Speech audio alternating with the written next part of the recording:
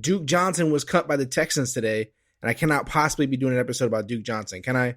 I am not. This is the Clock Dodgers podcast. Let's talk about it. Cannot play with him. Cannot win with him. Cannot coach with him. Can't do it. You play to win the game. I mean, listen, we talking about practice. Not a game. Not a game. Not a game. We talking about practice. Down goes Frazier. Down goes Frazier. Touchdown! You are now locked in to the Clock Dodgers podcast. You thought I was going to talk about Duke Johnson, didn't you?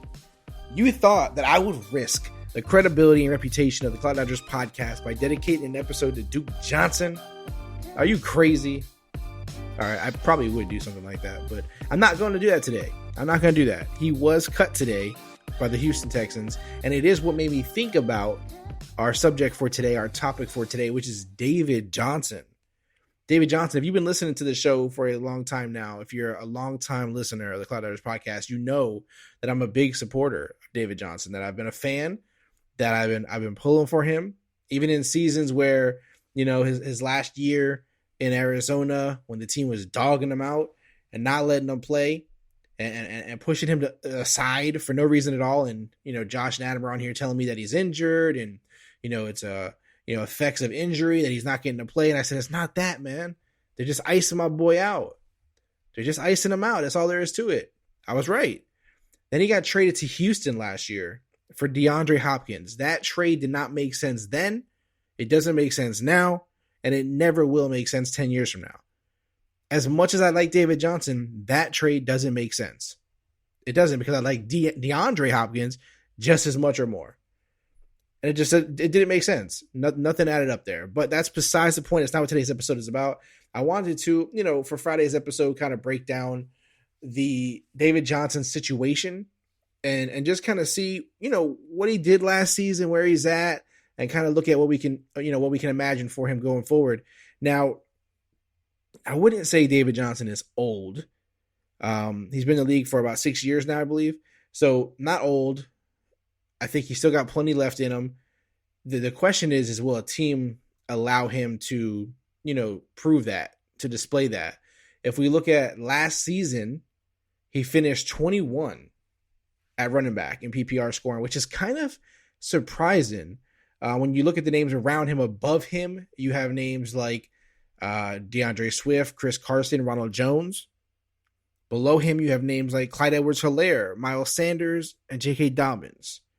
So a big thing that stands out here, if you're looking at David Johnson's numbers, is he only started 12 games last season. You know, those are due to injury and everything that happened. And David Johnson hasn't had many seasons where, you know, he started all 16 games.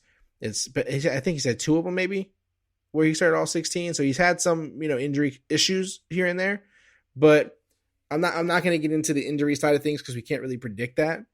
What I will say is, when you think about the fact that he only played in 12 games and still finished 21 around those guys who also, if you look at their games started, also played, you know, 14, 13, 12, you know, games.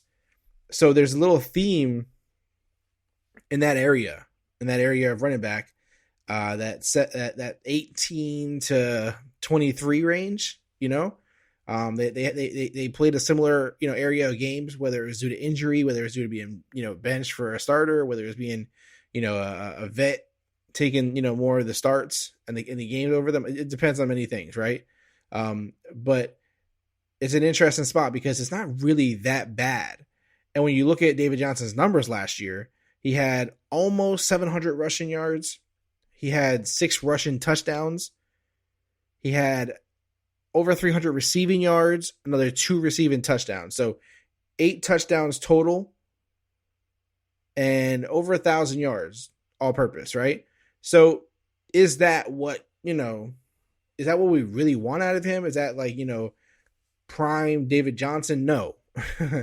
David Johnson has had, you know, really great years. Actually, if you look back to the only 2 seasons where he played all 16 games, for Arizona. The 1 year he went absolutely, nuts, right? Over 1,200 rushing yards, 16 touchdowns, almost 1,000 receiving yards, like almost 900, and then 4 touchdowns. That's crazy.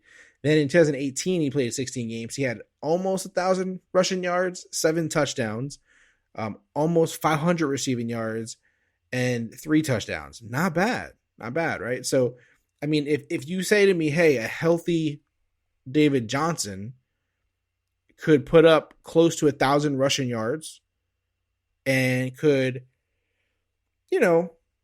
do the 400 receiving yards with 2 or 3 touchdowns, I love it. I actually do love it. It's there because you've seen him do it more than once.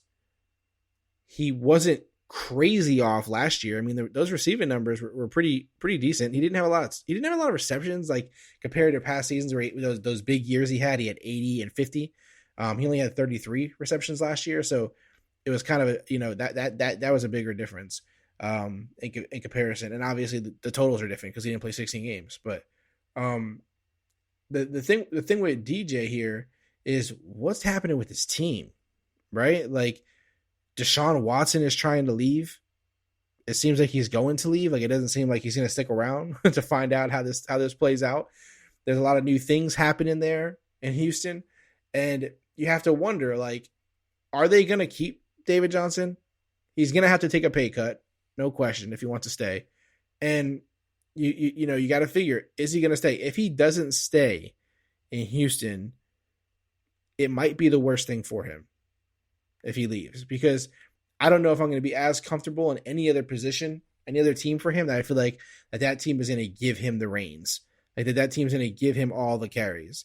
And I'm not even saying that Houston would, because they may draft a young running back or, find some help to say let Duke go. But the situation for the team is just kind of, it's iffy. It's in a weird place. And so this is one that you're going to want to wait and see on how this plays out. But before then, this is your window. If you want to acquire David Johnson, now would be it. Because if you wait too long, the situation might get really good for him. Or he could get traded, and when he gets traded, it doesn't matter whether the situation is better or not. Some people will still be more excited about it because it's something happening. It's fresh. They wouldn't have traded for David Johnson if they weren't going to use him.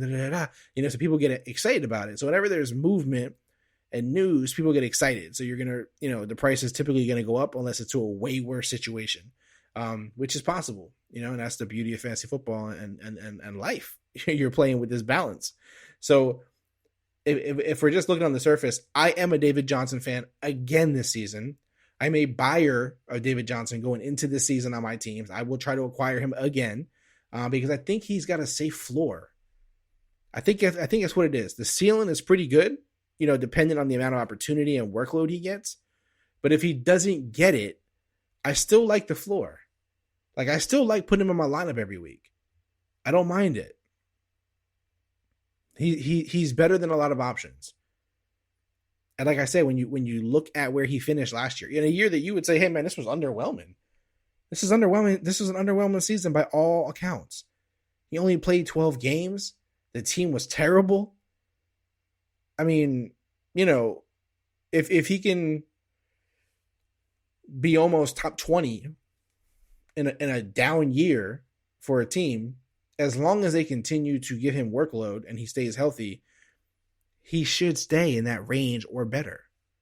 I mean, if you look at it, he had almost 180 points last year. No one had 200 points until like number 13, Antonio Gibson. So between 14 and where David Johnson was at, the difference wasn't much.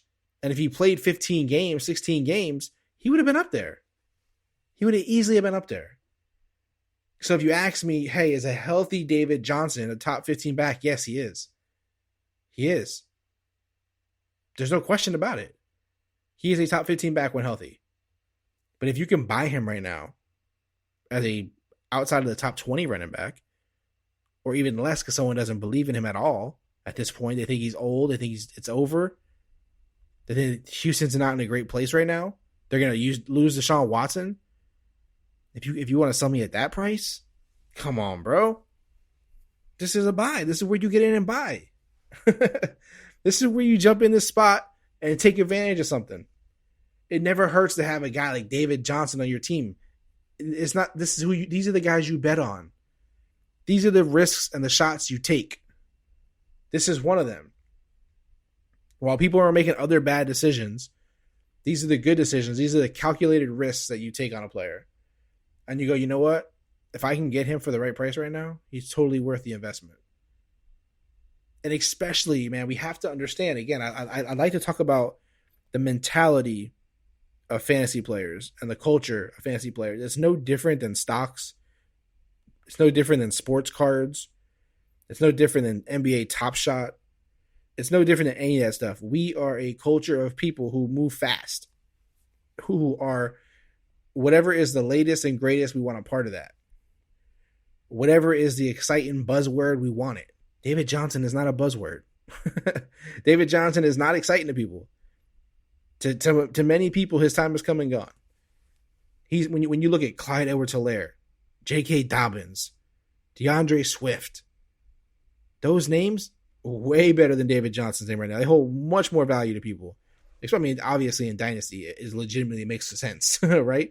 And all of their value should go up. I mean, not value, their performance. I would hope improves next season.